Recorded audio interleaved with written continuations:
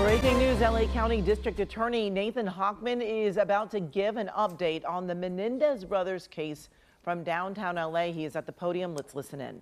Good afternoon. My name is Nathan Hochman. I'm the Los Angeles County District Attorney. Today we will be giving you an update on the case of People versus Lyle and Eric Menendez. With me up here we have Assistant Head Deputy Habib Balian. We have Assistant District Attorney Maria Ramirez. We have Deputy District Attorneys Ethan Milius and Seth Carmack. As promised, after I became District Attorney on December 3rd, we have put in the hard work to understand the Menendez case. We've reviewed over 50,000 trial transcript pages from 2 months-long trials that the Menendezes had back in the early 1990s. We also have spoken to defense attorneys. We've spoken to the prosecutors. We've spoken to law enforcement.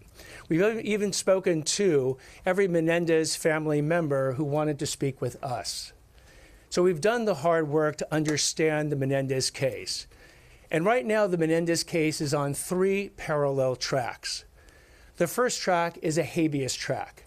That is a motion that was filed in May of 2023, where in that motion, the Menendezes are saying that they have effectively new evidence. And we'll get into this in more detail in a moment. New evidence that militates and warrants and justifies a new trial. The second track is a petition for clemency that the Menendezes have taken directly to Governor Newsom. Governor Newsom has the constitutional power, and it's unilateral, to grant that petition of clemency and commute the Menendez's case and release them immediately. He has that power today. He's had that power since 2019. He can exercise it, however, he has no deadline, there's no court hearing, and there's no appeal from his exercise of that power. And the third track is a track called resentencing. Resentencing is a somewhat California notion. There's not too many states that have a resentencing statute. The resentencing gets triggered by a district attorney's motion, or in some circumstances, the motion of a court. And that motion, unlike a habeas motion, where a habeas motion will focus on the trial itself, a resentencing motion focuses on that trial but goes beyond that and deals with rehabilitation and other factors. Today, we're going to focus in 2 different things. The first is in order to explain the procedures that the Menendez case has gone through, we have created a video that can be accessed at our website, which is da.lacounty.gov. Again, that's da.lacounty.gov. And that video actually does an anatomy of the Menendez case. And it takes the case from the murders itself back on August 20th of 1989, through the investigation, into the charges that were filed in the arrests. Then it looks at the motions that were filed by the Menendezes prior to the trials. Then it looks at the first trial, which resulted in hung juries. Then the second trial, which resulted in convictions for first-degree murder of both Jose Menendez, the father, and a separate first-degree murder conviction for Kitty Menendez, the mother, as well as a conviction for conspiracy to commit murder and certain special circumstances allegations of lying in wait and multiple murders. That video then continues on, though. It goes through the penalty phase, where the Menendezes were either facing the death penalty or life without the possibility of parole as determined by a jury. Then the sentencing. Then it actually goes through the various appeals, the direct appeals, all the way up to the California Supreme Court. The first habeas petition, again, with the California Supreme Court. The federal habeas petitions with a U.S. District Court and a Ninth Circuit Court of Appeals. In all those situations, as you will hear, the Menendezes have raised many of the same exact arguments that they raised in the current habeas petition. Those arguments have been heard by a variety of courts, from the trial judge to the direct appeal Court of Appeals in California Supreme Court, to the California Supreme Court again, to the federal courts. They've considered these arguments, and they have been routinely and repeatedly rejected. So we have the video that is coming out and go through this procedural history so that people can actually learn from the Menendez case and help and actually educate themselves on the criminal justice system. What I've said very often is if the Menendez case is the portal by which people come into the criminal justice system and show an interest in it to find out what's happening, then hopefully they will educate them further about what happened not just in the Menendez case, but cases, criminal cases that are occurring throughout this entire county, this state, and this country every single day. So the video is coming out today and it'll be out on our website. The second thing that we have done today is that we have filed an informal response in connection with the habeas motion. As I mentioned before, there are these three parallel tracks: the habeas, the clemency, the resentencing. Again, the clemency is up to the governor. Resentencing we will be dealing with in the future, in the next coming weeks, with our response. But today we have filed the informal response on the habeas petition. Now, something you need to know about a habeas petition. It's not the direct appeal. The Menendezes have already had their direct appeal through the California Court of Appeals and California Supreme Court, and they have lost. They've even had one level of California habeas, which they lost, and one level of federal habeas, which they've also lost. So now they've come back for a second California habeas petition.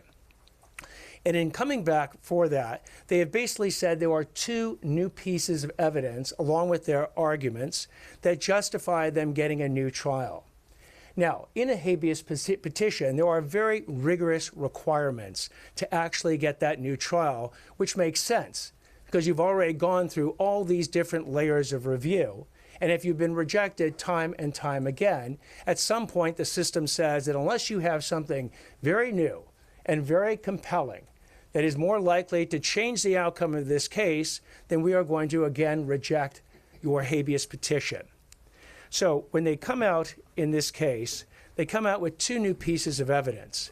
One piece being an undated photocopy of a letter purportedly sent by Eric Menendez to his cousin Andy Cano at approximately December 1988, although there's no date on the letter, in which it discusses sexual abuse that was being experienced by Eric, perpetrated against him by his father at that time. That's the one piece of evidence that they've come forward, but they also came forward with a second piece of allegedly new evidence. The second piece of new evidence was a declaration by Roy Rossello, who basically said that in the early 1980s, he had been sexually abused by Jose Menendez. But the standard to actually have a successful habeas petition requires that you meet all of the following requirements. You have to show that it's new evidence. You have to show that it's timely, that it was evidence that could not be discovered at the time of the trial, but only could be discovered after the trial. You have to show that you did not engage in any substantial delay between the time you learned about the evidence and the time you brought your motion. The evidence has to be admissible, and the evidence has to be credible. Now, the overall argument about this new evidence, again, new evidence effectively dealing with sexual abuse that Eric Menendez experienced by his father, or a gentleman named Roy Rossello experienced by Jose Menendez, the defense has now argued the following. They've said to resolve this case, jurors had to decide a single critical question: was Jose Menendez molesting his sons? The problem with saying that that is the critical question in the Menendez trial is that it's wrong. The jury never, in any of the two juries, had to resolve the question of whether the Menendez brothers were sexually molested. In fact, the counsel, Leslie Abrahamson, 30 years before, during these trials, properly framed where sexual abuse comes into play. What she said back then is that we have never said that because you're abused, you're justified in killing your abuser. We didn't argue that, and we never will. Well, 30 years later, apparently, the Menendez counsel is arguing just that. Because what the jury had to figure out is on the night of August 20th, 1989, did the Menendezes conspire to kill both their father and their mother that night? Did they in fact kill them? And what was their state of mind at that time, on the night of August 20th, 1989? Did they engage in these killings willfully, deliberately, and with premeditation, or was it an act of self-defense? They had an actual fear of imminent harm, that both their father and their mother was going to kill them, and they acted in self-defense.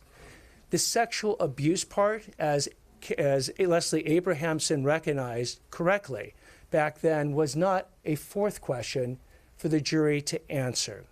So when we look now at the factors dealing with this new evidence, we can go through these factors.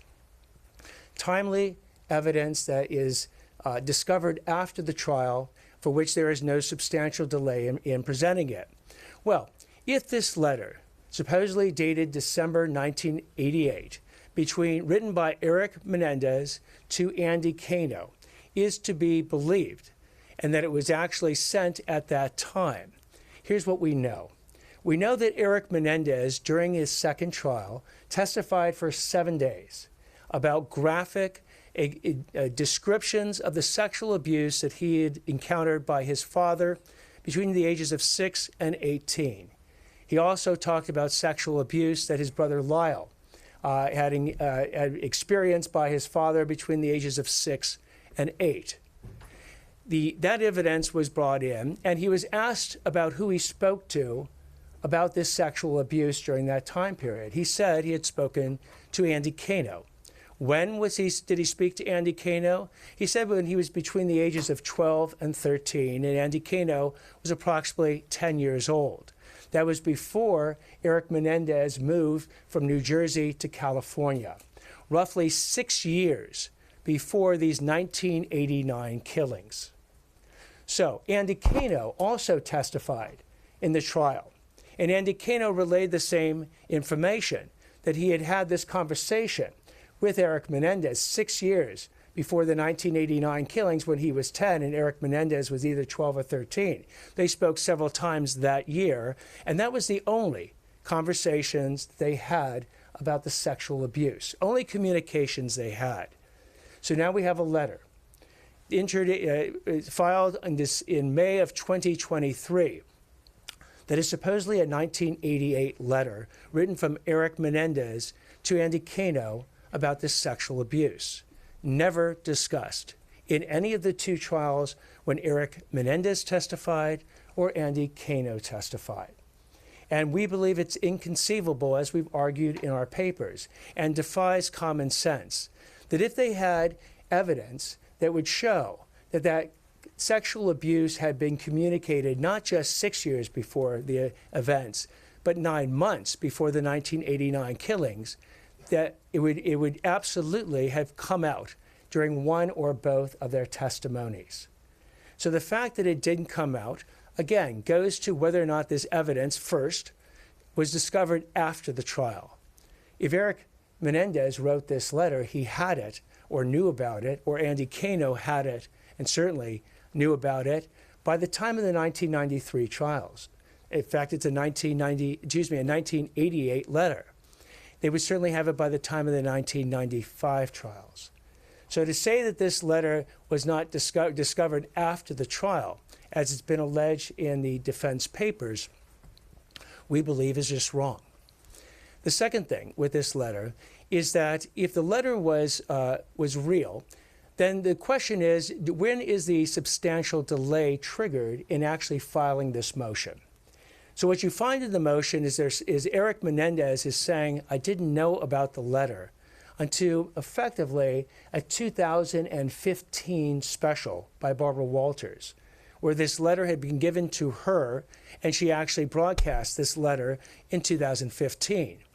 But remember, this motion, this habeas motion, this second habeas motion, was not brought in 2015. It wasn't brought in 2020. It was brought in 2023. So one of the additional standards for a habeas motion is that you do not engage in substantial delay in bringing this motion. Andy Cano had long since passed. He passed in 2003. So he was not around to actually cross-examine and see if this letter was an actual letter that he had received or not. Or perhaps he received it, but he didn't receive it in 1988. He received it at some date much later than that. So this particular letter it could have been discovered prior or during the trials, and then wasn't presented. It was presented after substantial delay, even when both Lyle and Eric Menendez say that they had this letter. The third standard is admissibility. Let me deal with the Roy Rossello letter to give you an idea how the admissibility standard works. The letter has to comply with the admissibility standards of evidence in a court. Now remember, in 1989, August 20th, the issue is what is going on in Eric and Lyle's head at the time they shotgunned their parents 12 times to their death. Are they again have an actual fear of imminent harm and death, that their parents were going to kill them that night? Or was it a willful, premeditated, and deliberate act on their part? What they have said about the Roy Rossello allegations, that he was sexually abused by Jose Menendez in the early 1980s, is that they didn't know about this in 1989. They didn't know about this in 1999 or 2009. They first found out about this in 2022, or approximately 2022, about over 30 years later after the killings. So the evidence, if in fact this is true of what Roy Rossello is saying, would not be admissible to show their state of mind in 1989 because they didn't know about it in 1989. So again, it would fail the admissibility standard, as we've argued in our habeas informal response. The last standard, of course, is credibility. Is this credible evidence? We argue in many different ways it is not credible evidence. The first way, as I've discussed before, is that if they had this evidence, if this letter truly existed, the defense counsel would have absolutely used it at the trial, because it would have helped corroborate both Eric Menendez's testimony about sexual abuse and Andy Cano's testimony about sexual abuse, because that letter was 8 months, roughly 8 or 9 months before the murders, not 6 years before the murders. But it was never mentioned, its contents were never mentioned, it was never produced or in any way used during either one of the two trials. But the notion that this letter could be part of a continuum of lies and deceit and fabricating stories required us to go back into the history of the Menendez case to analyze whether or not that would be true. And when we analyzed that, what we found out is that Eric and Lyle Menendez had told 5 different versions of the events of what had happened. The first version that they told is that they did not kill their parents. This was the version they told when they were first confronted, or they first made their 911 call. And they said that someone had murdered their parents, obviously not them. When they confronted the police, and the police showed up that night, they ran out screaming and crying that their parents had been murdered. They'd come home and found them that way. They didn't admit it themselves. That they went ahead, and in that version, again, they said it was a mafia hit. And they had the police investigate whether or not Jose Menendez had been killed by the mafia. That was the first version. The second version was that their father was a violent sexual predator who raped Lyle's girlfriend. This was a version that was shown when Lyle's girlfriend came forward and said that Lyle had confronted her and said that he wanted her to testify that his dad had violently raped her and that he wanted her to testify to that at trial. She refused to do so. The third version that Lyle told was that their father had molested Eric, but the mother had molested Lyle, without any mention of Lyle being molested by his father. Again, that version ultimately didn't show up at trial in their defense. The fourth version is that Eric and Lyle were both molested by their father, and the fifth version is that both their father and their mother were going to kill them the night of August 20th, 1989, which is why they shot them first. And I want to focus on the difference in many respects between the fourth and the fifth versions. Because again, the key for the trial is basically what happened that night, what was in their head that night. Sexual abuse is abhorrent, and we will prosecute sexual abuse in any form it comes. But sexual abuse in this situation, while it may have been a motivation for Eric and Lyle to do what they did, does not constitute self-defense. And that's why Leslie Abrahamson said back in 1993 that sexual abuse does not justify killing your parents, and that they would never argue that. So what happens in the continuum is we analyze some of the examples of the lies, differing stories that have been told, is that we actually saw stuff that was lied about before the killings, at the time of the killings, and in the months and years afterwards. And this evidence ranges from everything, including days before the killings. The Menendezes didn't go ahead and get their shotguns in Los Angeles and use their real names. They drove down to San Diego and used a fake ID and a fake address of one of Lyle's friends. Hours before the murders happened, they came up with a pre-planned alibi where they had actually gone ahead and contacted one of their friends to say that they were going to go to Batman the movie that night, and they would meet the friend afterwards at the Taste of LA event. During the murders, the way that the murders actually happened was instructive to understand the deceit and the planning that went into it. There was over 12 shotgun blasts that occurred that night. One of the shotgun blasts was to Jose Menendez through the back of his head. After he was dead, there were shotgun blasts to each one of his knees.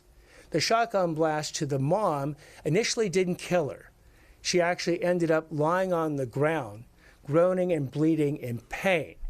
And that's at the point where Lyle and Eric Menendez had run out of ammunition, reload, and Lyle puts the reloaded shotgun up to his mother's face and pulls the trigger, thus staging it at the time like a gangland hit, which then becomes their deceit and lie in the ensuing months that occurred.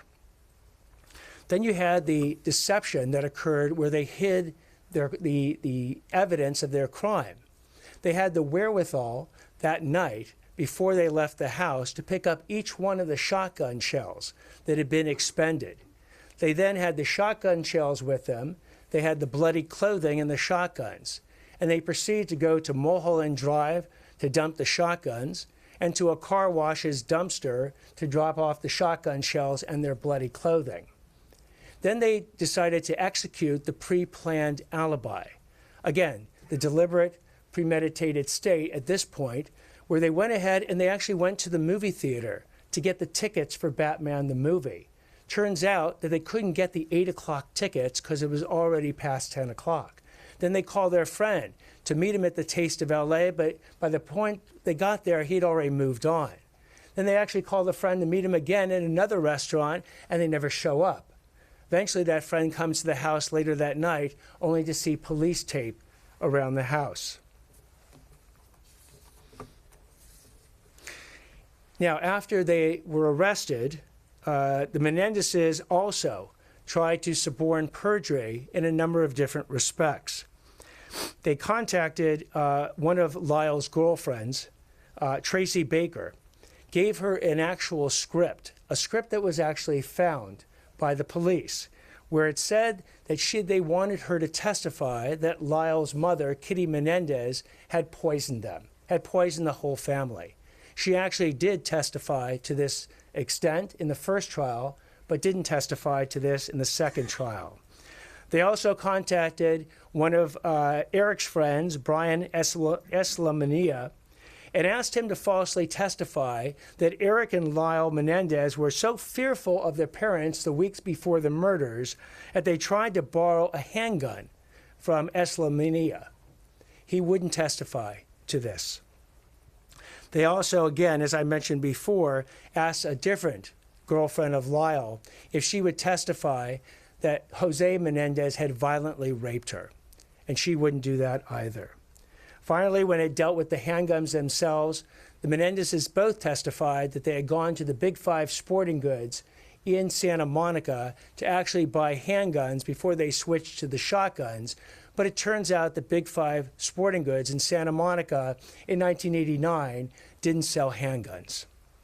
So we looked at, again, the credibility of the letters, and particularly this Andy Cano 1988 supposed letter, weighed it in the continuum of lies, and it calls into drastic question whether or not this is in fact a 1988 letter written by Eric Menendez to Andy Cano about this sexual abuse. But again, even if it is, it's not timely because it was not presented at the time of trial. They substantially delayed in bringing this motion from at least 2015 to 2023, and in certain respects, it's also not admissible, which is why we conclude in our informal response that the court should deny the current habeas petition by the Menendez brothers. And if the court decides not to deny it at this point, the next motion or move for the court is to order what's called an order to show cause. Then we will file this again, this response, in response to the order to show cause. The Menendezes can reply, and the court can rule at that point or have a hearing in the habeas matter. So this is what we have been up to with respect to the habeas petition. Again, as I mentioned before, the governor has the clemency petition on his desk, and he can do whatever he wants, whenever he wants, and we will be dealing in the next couple weeks with the resentencing issue. Let me stop at this point and take questions, and at the end of this, I'll have Maria Ramirez address the Spanish-speaking audience on these issues. Yeah, the family right here. has been pushing for this. What did you tell them when you told them that you weren't going to support it? So what I said to the family is that I would listen to them, and we did. We met with the family for hours, and I heard all the issues that they have, and all the concerns that they have, and all the experiences that they shared with me during those conversations. Much of that deals with rehabilitation. Rehabilitation is not an issue for the habeas motion. And I want to make that crystal clear, that all the talk about rehabilitation will be talk that will be focused on in the resentencing motion. But as I mentioned before, the habeas motion focuses on the evidence at trial and any new evidence that might materially affect the outcome of that trial.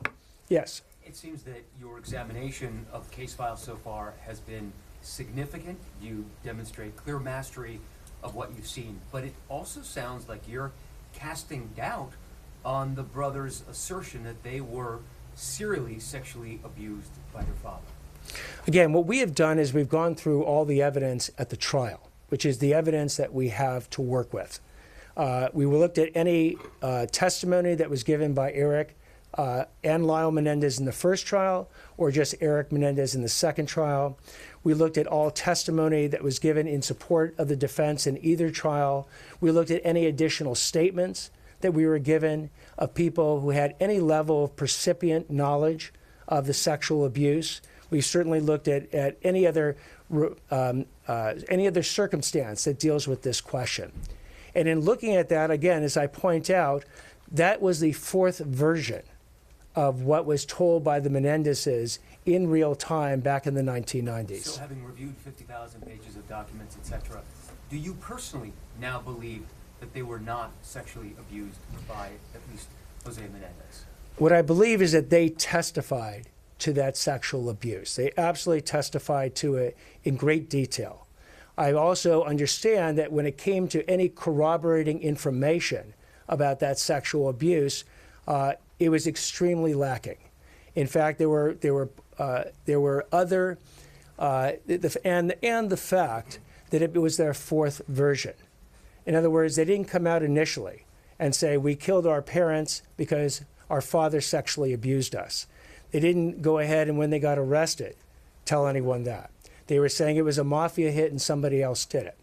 They then, once they were arrested, they didn't again come out initially and say my father sexually abused me. In fact, just the opposite. They were trying to say Lyle's girlfriend was violently raped by the father. Then the next version wasn't that the father sexually abused both of them. The father sexually abused Eric, but the mother sexually abused Lyle. So then you finally, and then you had, as you're aware, the Dr. Oziel tapes, where they didn't believe those tapes would ever be made public. But in those tapes, where Eric had gone to Dr. Oziel because he was suicidal and he needed to tell someone that he had actually killed his parents. At no point in any of those conversations that occur in late 1989 does Eric say that he was sexually abused by his father and that was any reason or played any role in what happened. Lyle, who's also interviewed by Dr. Oziel on tape, doesn't discuss that as well. And with respect to the mother, here's what they told Dr. Oziel. They said that they had killed the mother because they didn't want her to be a witness to the crime. That was reason one. The second reason they killed the mother is they thought that she was leading such a miserable life because the dad was cheating on her that they basically thought that they were doing her a favor, which was the third reason, which is effectively a mercy killing, whereas Dr. Oziel testified euthanasia as to why they were killing the mother. At no point do they tell Dr. Oziel the father was sexually abusing them and the mother condoned it. So just to be crystal clear, you're saying that the evidence does not exist that they were sexually abused by either parent? What I'm saying is that the evidence, to the extent that evidence can include their own testimony, certainly that evidence exists. Eric Menendez testified for 7 days in the second trial in graphic detail, incident by incident, describing the sexual abuse he experienced by his father. Andy Cano talked about a conversation he had when he was 10, not when he was 16, but when he was 10, and Eric was 12 or 13, where Eric was describing that sexual abuse. So if you're asking me, was there evidence presented in the trial about it, there certainly was. If you're also asking me, has new additional evidence come out about that beyond the Andy Cano letter? There is none, or at least it certainly hasn't been discovered by the prosecution and hasn't been presented by the defense. Yes. Have you tried to authenticate that letter? We've asked for an original copy. The only way to truly authenticate that letter, there's only 3 ways you can do it. One, you need the original copy, or you need an envelope with a postmark. We've not been presented with the original. We've not been presented with an envelope with a postmark. The second is Eric Menendez. He himself, in a declaration under penalty of perjury, has said that he wrote that letter in December of 1988. And the only third person who could probably authenticate that is Andy Cano, who passed away in 2003. District Attorney, do you believe that the Menendez brothers should be free? The question about whether or not the Menendez brothers should be free will ultimately be a court question. Our job is to give the court the information and make the arguments, and particularly, and again, when it comes to the habeas motion, let me just start with the habeas motion, because that's what's teed up here. The Menendezes are asking for a new trial. In a habeas motion, I want to make this clear, you would not get off. You would not get released if you win the habeas motion. You would get a new trial, which is why I've gone through the trial evidence to show you where the new evidence overlaps with what all the voluminous trial evidence already exists. So at the end of the day, with respect to the habeas, you would not get freed in any event, even if you won. And as I said, with respect to this habeas, we believe it should be denied. Have you just laid out a case, though, that Governor Newsom at least should think twice before he would even consider granting clemency? I hope what Governor Newsom will do is what we have done. Certainly, we will, if he doesn't already have the 50,000 plus pages of trial transcripts, we'll make that available to him. I hope he speaks to prosecutors, defense attorneys, the Menendez family members. I hope he reviews all the rehabilitation records. You know, those also are voluminous, but they play in the resentencing motion. The clemency power he has is vast. It's unilateral. He can do it literally today. He could do it tomorrow if he chooses. He could also do nothing. Now, one example, well, that is the power that he has with respect to it. And as I pointed out as well, and this is an interesting aspect of the governor's power. When it comes to resentencing, and let's focus on that for a moment, what you'll have is that there'll be a resentencing hearing at some point. The judge makes the final call there. The judge can keep the sentence as life without the possibility of parole, or he can change the sentence to life with the possibility of parole. Let me play that out for you for one moment. If the judge, not the prosecutor, not myself, but the judge makes that decision at the hearing, then what will happen is it'll go to the parole board. That's the next stop in the chain of events. The parole board will then have a parole hearing at which Eric and Lyle Menendez will present the reasons why they should get parole. The parole board itself can make one of two choices. It can recommend the granting of parole, or it can recommend denying parole. And then guess who gets the case at that point? The governor. The governor then has 120 days to do one of three things. He can affirm that grant of parole, and they would be released. He can he can modify, or he can actually reverse the grant of parole, and then they will not be released. And there's no appeal at that point. Now, as an example of where the governor has exercised the power to reverse the parole board, I point you to the case of Sirhan Sirhan.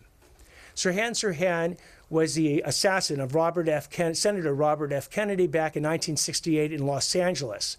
He was originally given the death penalty, but the Supreme Court overturned the death penalty, so he got a life with the possibility of parole sentence. For 40 years and 15 parole hearings, Sirhan Sirhan had his parole turned down by the parole board. But on the 16th hearing in 2021, the parole board for the first time went ahead and granted parole. Then it went to Governor Newsom's desk. He looked at the fact that Sirhan Sirhan had been in jail or in prison for over 50 years. He was in his late 70s. He was in diminishing health. But Sirhan Sirhan had never fully accepted responsibility for the actions that he engaged in. So the governor determined him to be a danger, notwithstanding all other factors. And as we continue to listen